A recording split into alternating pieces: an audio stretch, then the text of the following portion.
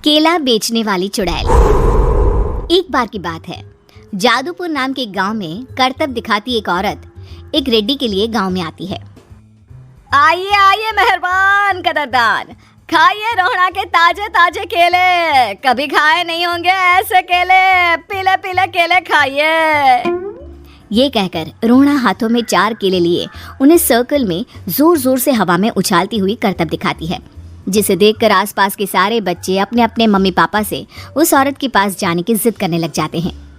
पापा ऐसा तो सर्कस में बॉल से होता है ना, ये आंटी तो केले से कर रही है, चलिए ना पापा देखते हैं। रोहड़ा एक पतली सी तार पर चलती हुई केलों से करतब दिखाती है। आते जाते सभी लोग बाहर रुककर उसके करतब देखते हैं और वाह वाही करते नहीं थकते। जैसे ही एक आदमी पास आकर उसे पैसे देने लग जाता है, तब वो कहती है, अरे नहीं नहीं साहब, मैं करतब तो बच्चों के मन को बहलाने के लिए करती हूँ, धंधा तो मेरा केले का है। पीछे देखो मेरी रिड्डी, जो भी मेरे केले खाएगा मेरी तरह चुस्त दुरुस्त और तंदुरुस्त हो जाएगा। पता चलता है क्या कि मेरी उम्र 55 की है। अरे पर ऐसे ठंड के मौसम में कोई केला क्यों खाएगा? ये ऐसे वैसे केले नहीं है साहब, ये शरीर में गर्मी देते हैं, ठंड को दूर भगाए जो भी रोहिणा के केले खाए। पापा अगर मुझे केले नहीं मिले तो मैं घर नहीं जाऊंगी। तभी उसके पापा कहते हैं कि बेटा केले ठंड में कभी गर्मी नहीं देते, ये सब कहने की बातें हैं, सामान बेचने का तरीका है इनका। पर पिंकी नहीं मानती। मैं केले खाऊंगी। पिंकी की जिद के आगे नत्थू हार जाता है और उसे केले खरीद कर दे देता है। पिंकी खुश होकर केले घर ले आकर खाती है। अब मैं भी करतब करूंगी, कितना मजा आएगा, जादुई केले। पिंकी पहला केला खत्म भी नहीं करती कि वो बेहोश हो जाती है। दूसरे केले से एक काला धुआं आता है और रोहड़ा चुड़ैल बनकर बाहर निकल आती है। मेरे भूतिया केले बच्चे न खाए, ऐसा हो ही नहीं सकता। जादूपुर वालों, कब तक बचोगे? आ गई हूँ मैं रोहड़ा, जिसका कोई नहीं कर सकता सामना। रोहड़ा पिंकी को गोद में उठाकर काले धुएं में कहीं गायब हो जाती है।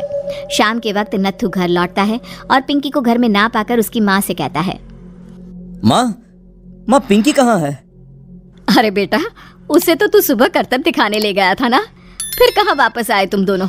मुझे लगा तू उसे अपने साथ मंडी ले गया होगा। हे भगवान, मेरी बच्ची कहाँ गई? मैं उसे घर ही तो छोड़कर गया था माँ।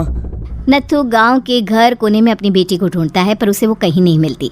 परेशान होकर आके रो रो कर नत्थू हिम्मत हार कर घर लौट आता है।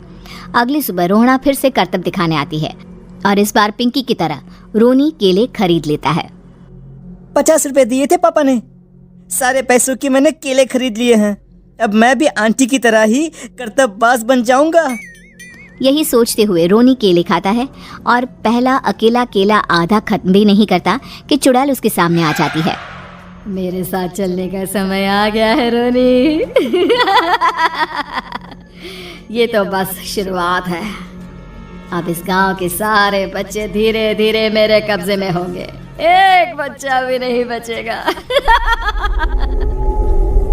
ये कहकर रोनी को गोद में लेकर काले धुएं में अदृश्य हो जाती है। इसके बाद हर रोज गांव में से कोई ना कोई बच्चा गायब होता, पर ऐसा क्यों हो रहा है किसी को भी समझ में नहीं आ पा रहा था। रोज की तरह अपनी बेटी पिंकी की तलाश में नत्थू गांव के एक तालाब के पास बैठा रो रहा था। कहाँ गई मेरी पिंकी? शकुंतला के जाने के बाद एक वही तो मेरा सहारा थी।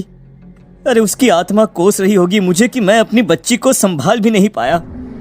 नत्थू ये कहता हुआ रो ही रहा था कि तभी तालाब में से उसे शकुंतला की आवाज सुनाई देती है। कहाँ थी तुम शकुंतला? हमारी बच्ची और सारे गायब हुए बच्चे रोहड़ा के कब्जे में हैं। वो बच्चों को जो केले देती है उससे बच्चे बेहोश हो जाते हैं और उसके कब्जे में आ जाते हैं और वो उन्हें ले जाकर काली दुनिया में ले जाती है।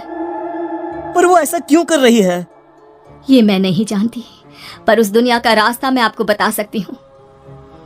जहाँ ये नदी खत्म होती है वहाँ एक केले का पेड़ है, उसके नीचे एक दरवाजा है, वहीं से रास्ता जाता है उस दुनिया का। ये कहकर शकुंतला की आत्मा गायब हो जाती है।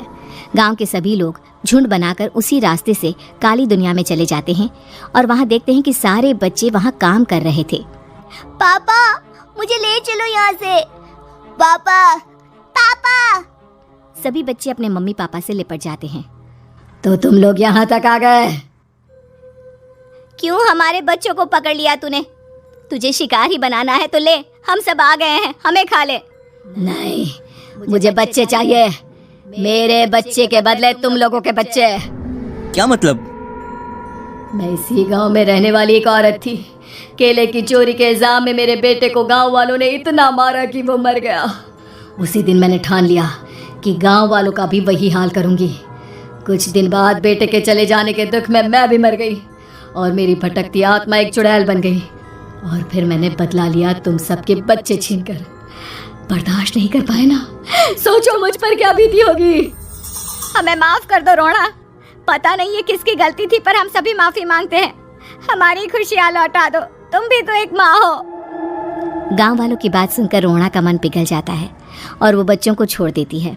उसके बाद काली दुनिया बच्चों के लिए जादुई दुनिया बन जाती है। अब कोई भी कभी भी वहां आ जा सकता है।